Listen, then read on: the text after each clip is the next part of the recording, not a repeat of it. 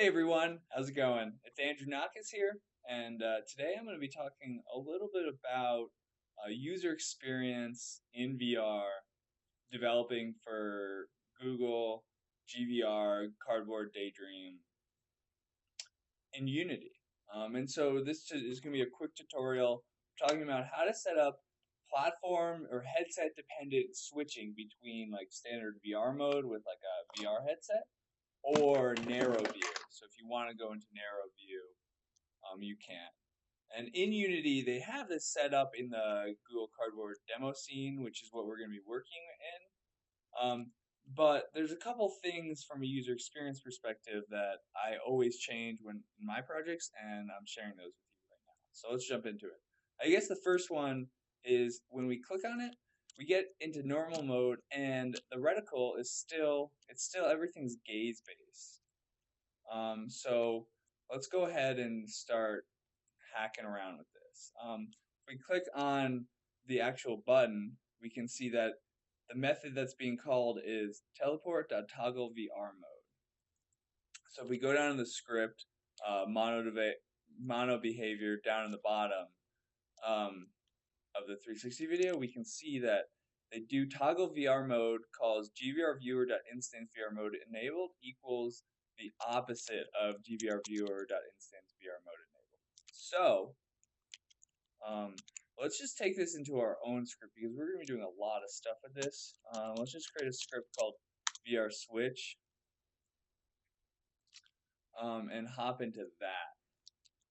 And then write our own method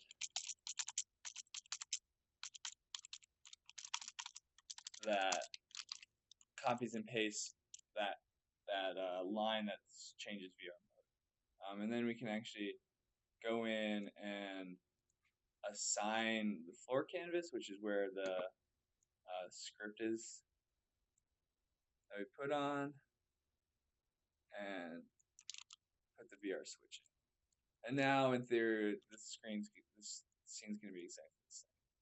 But let's go in and actually now declare that reticle, get rid of that reticle, and switch to standalone input or touch input, whether you're on an editor or computer. So we're going to declare a public game object reticle. And now we can put an if statement, if equals false. So if we're not in VR mode, the reticle.setActive equals false. Else, so if we are in VR mode, we're going to make the reticle setActive equals true.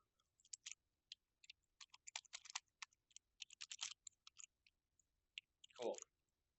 So now if we go in and actually, the reticles for cardboard projects are child of main cameras. It's just a prefab child of main camera, so let's assign it to that. And now, in theory, if we go in, yes, we are now don't have a reticle. It's a little hard to interact because touch doesn't actually work, but VR mode works, and the reticle turns off. Cool. So now let's go in and actually change and make it so the reticle actually works or stops working if and touch works if we're in normal mode. So we're actually going to use the most elegant way to do this is actually using the event systems. In the same way GVR viewer can switch to the opposite, we can go, and this is kind of like a long typed example, but it's Unity engine dot event systems, which is that class, dot event system, which is the current instance of event systems, dot current, which is the actual event base input module that we're using, dot send navigation events, which I guess switches it, equals the opposite of that. So now send navigation events is switch. So the idea is there's two event systems, the gaze input module and the standard touch module. And so we just want to switch between those. And it's interesting kind of when we're actually testing it out in Unity. It's the standard GVR Cardboard screen has the touch input module class, which works well on mobile, but we want the standalone input module because then we can debug touch with mouse clicks in the editor. So I guess kind of the last thing that we should do is check VR mode only on the gaze input module, just so to make sure it's fully redundant and stops testing when we want it to. So now just testing out to make sure it works. We're in VR mode. We gaze down and we switch, and the reticle's gone. But then also, touch is the primary way we look at things. So we highlight our mouse over it, and now we can interact kind of how we would intuitively with our fingers. Cool. So that's good. And that's kind of the basis of it. This is like a really good start. Kind of we have a very solid thing to go off of. The next kind of UX tip that I want to go over real quick is this idea that what's like a user's journey. So I think of two types of users. They either have a VR headset or they don't have a VR headset. So it's actually good to go in to the actual GVR viewer main and uncheck VR mode enabled, because I always think of it as, well, the people with headsets, they don't have, and we also want to uncheck GVR reticle at the start then too.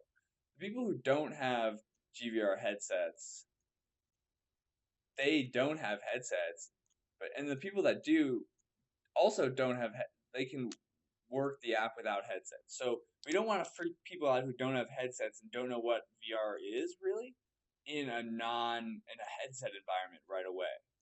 So starting with that, and then starting with VR mode, they have the toggle.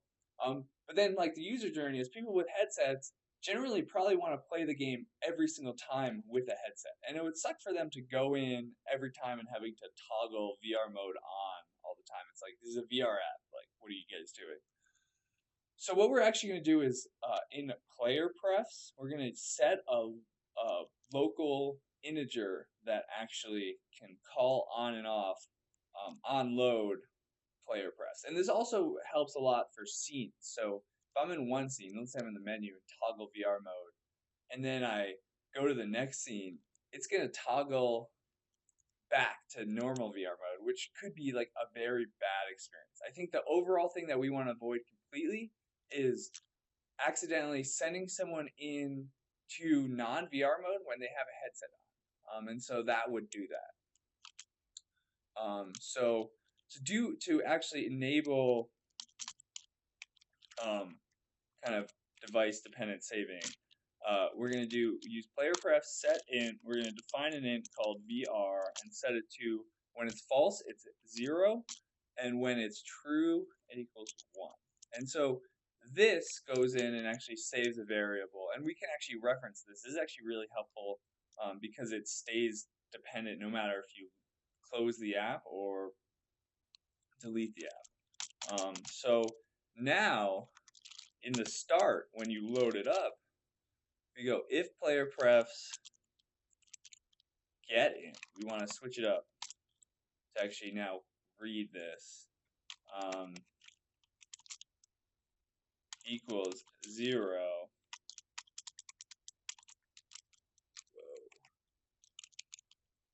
We want to just do kind of the same reticle set active equals false, and then actually GVR instance VR mode enabled equals false as well. Cool. And then else, if VR mode was enabled on close, then VR mode is now true and the reticle equals true.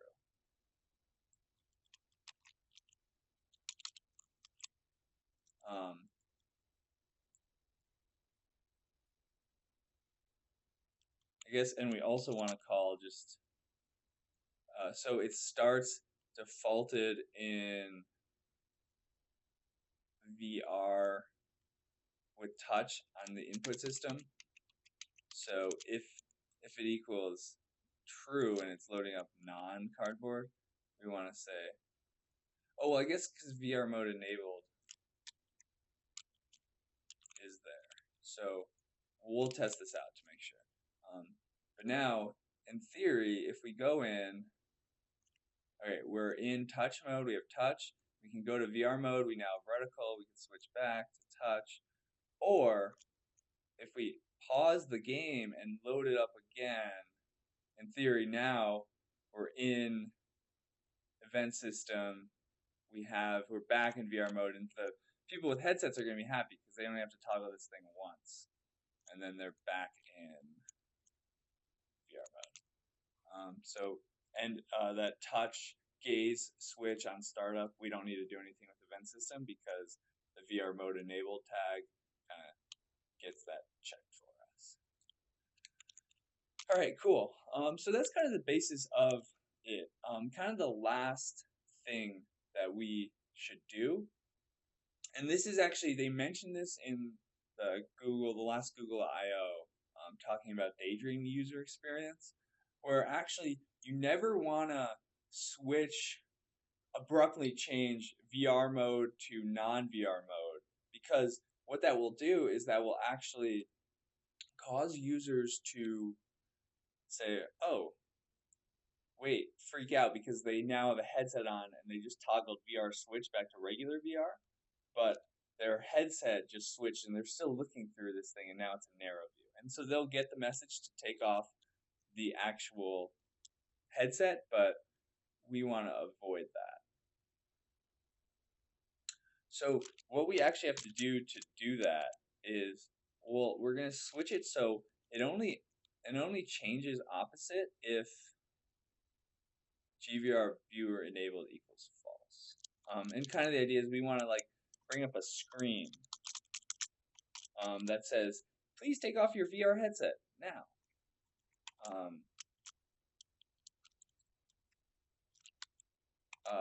In order to, so if they're in regular, it's going to still go to false.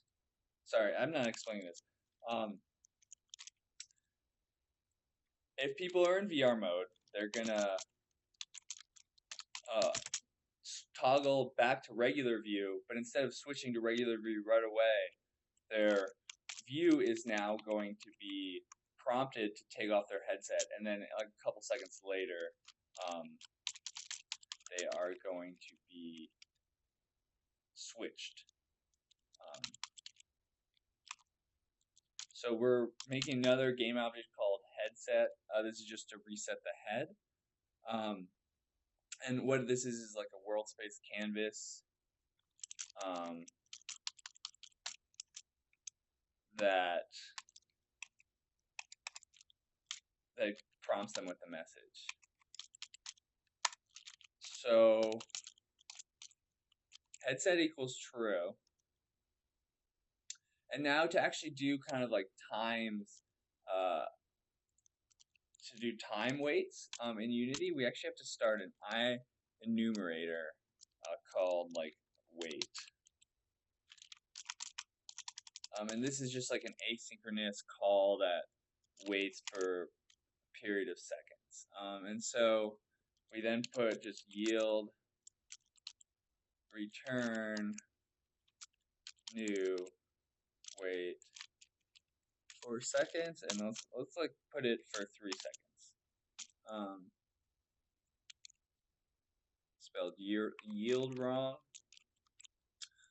And so what we do is we set this headset prompting message that has text, and then we actually start coroutine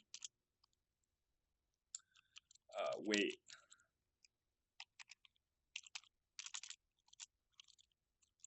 Okay. So now we have the basis of setting the headset to set active. Coroutine goes to wait.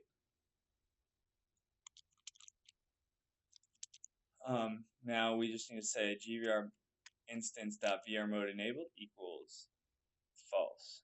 So after the 3 seconds goes by, then we can go into false.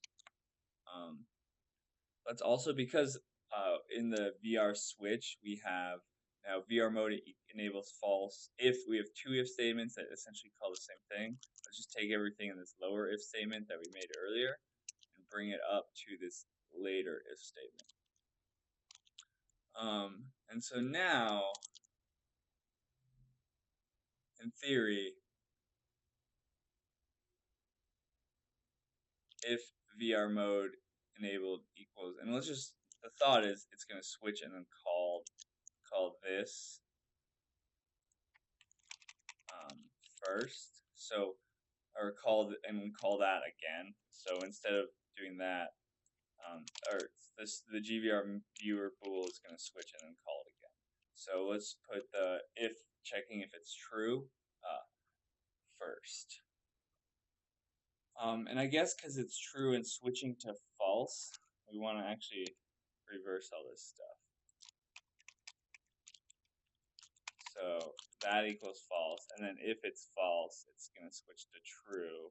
So this is going to equal 1, and then set active is equal to true. Okay, and so now we should have this set up. So once we set up the actual stuff in Unity, the canvas, which we're just going to copy the floor canvas again, remove this VR switch script, and actually all the buttons. And now if we go in for scene view for this, we actually can see that this is right there. We're going to zero this out. Move the panel without moving the canvas. Lower canvas. Let's make the width wider just so it looks more natural. And then move it a little closer to it. And then we're going to actually add text that just says, please take off your headset.